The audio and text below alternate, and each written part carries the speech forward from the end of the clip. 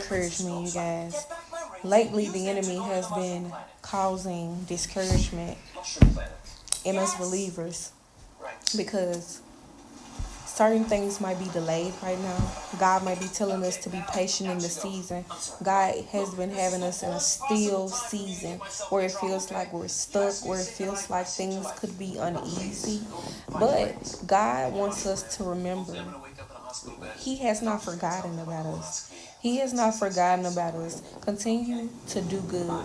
Continue to show love. Continue to stay persistent. Continue to stay consistent. Continue to depend on Him and trust in Him with your whole heart. Trust in the Lord with all thine heart and lean not to thy own understanding, you guys. Because God has not forgotten about you. Just like when God promised Abram and Sarah that they were going to bear a child. Sarah could not understand why God was telling her this if she was of old age. But God's ways are higher than our ways, and His thoughts are higher than our thoughts.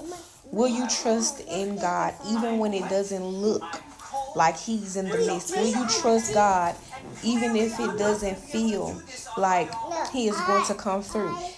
Will you trust God even if it takes longer for Him to give you the desires of your heart? It might not be a month when He's going to release that blessing. It might not be a year when He's going to release the promise. But God has not forgotten about you. God wants us to do what He says in His word. In Galatians 6:9, it says, "Do not be weary in well doing. For in due season we will reap if we faint not." What that means, you guys, is do not get tired of doing what God has called you to do. Do not get tired of doing good. When you reap what you sow. If you're sowing in good seeds, if you're sowing in good things, if you continuing to be a servant of the Most High God and continuing to show Him that you're faithful in spite of the seasons that we go through. It's just like the summer, the spring, the fall, and the winter. Everything is not going to be summer, shiny, sunny, bright days.